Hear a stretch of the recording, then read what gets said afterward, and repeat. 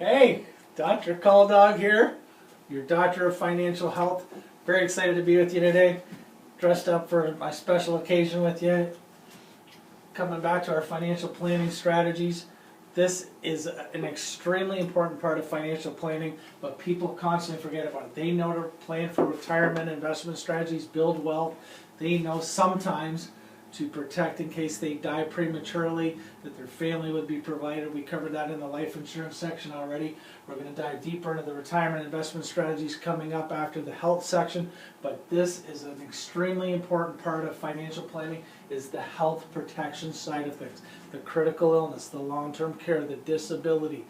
What if something happens to you or your family from a health perspective that is unexpected and could be financially catastrophic, impact your ability to work and earn an income, create excessive costs that you weren't anticipating around your care, things over and above the OHIP system, over and above our universal health care, what your benefits provide at work.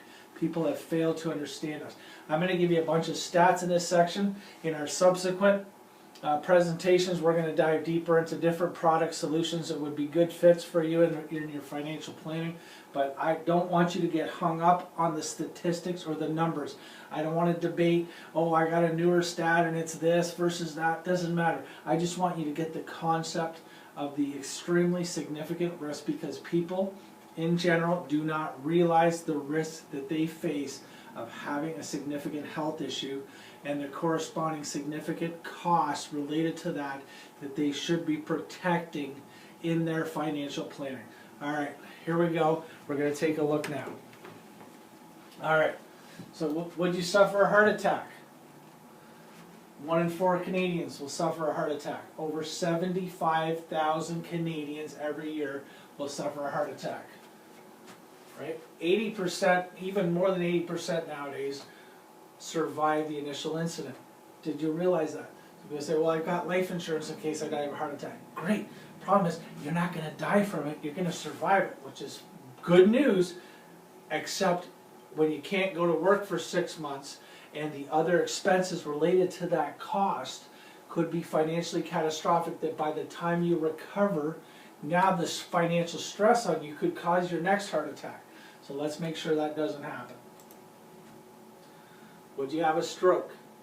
Over 50,000 strokes a year. 60% of them are now women. Historically, it's more men, but with women being super moms in careers, in the workplace, trying to run their kids around everything, more women are having strokes now.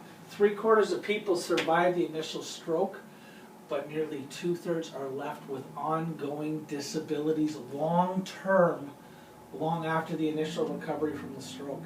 And that can have a significant impact to careers and to other ongoing costs related to dealing with that. And not only does it impact them, it usually impacts other caregivers in their life.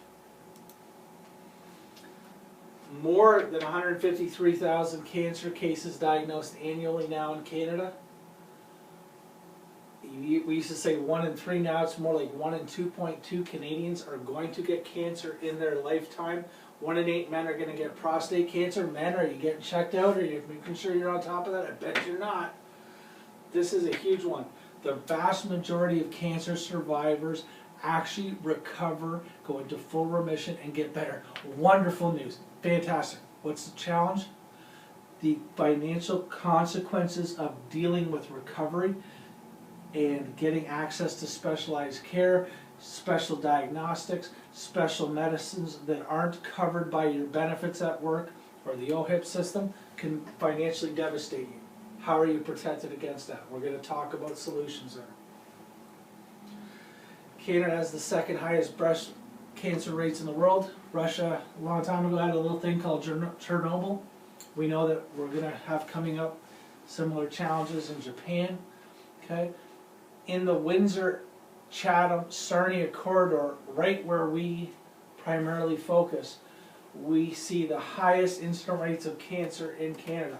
2/3 of Canadians, according to the Cancer Society, are going to have cancer treatment expenses that come from indirect costs not covered by the government. People have a naive expectation the government's gonna take care of them, but that isn't always the case. 1 in 13 Canadians are gonna have Alzheimer's. 4 times as many Canadians are receiving care in their own home in retirement or with loved ones, assisted living from other people, 4 times as many as actually live in institutions. But there is significant cost to receiving care in our own home. Right? We're in a sandwich generation now where people are caring for their aging parents while also still caring for their children. The average age of MS in Canada, 30. People in their 20s and even younger. 97% of spinal cord injuries, 50% of major head traumas. The average age of a major head trauma, 43. Why? Young people do things that are far more dangerous on average than people who are elderly. So there's significant impacts to your health, including long-term health crises that you never expected to happen to you in young ages. People don't realize that. Canada now has the longest waiting list in the industrialized world. This myth that the government will take care of you, not true. They will do some things, but a lot of the burden is on you. Who do you know that's had some of these significant illnesses, disabilities, debilitating conditions, serious injuries? You don't know. We always want to think it won't be us, but lots of statistics show otherwise, that it could be us. We need to be protected against that. Right? Think of all the conditions that might require you to receive assistance, that require supervision, that require support.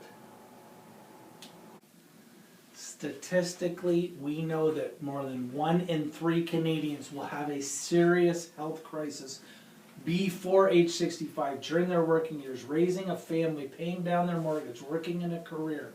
The average age of a significant health crisis, 47.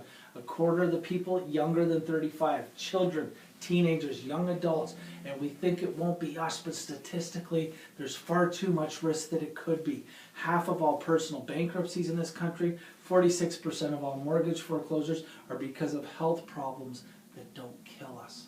They just make us hurt or sick for a while, and by the time we get better, we are financially devastated. We've lost our homes, we've lost our retirement savings, we've lost everything we've been working hard to build. So it is so important, this next phase of the financial plan that we're going to talk about, protecting our health against an unexpected crisis. Please pay attention to the next seminars coming up. Our workshops are going to help educate you on solutions to help you deal with these challenges. Look forward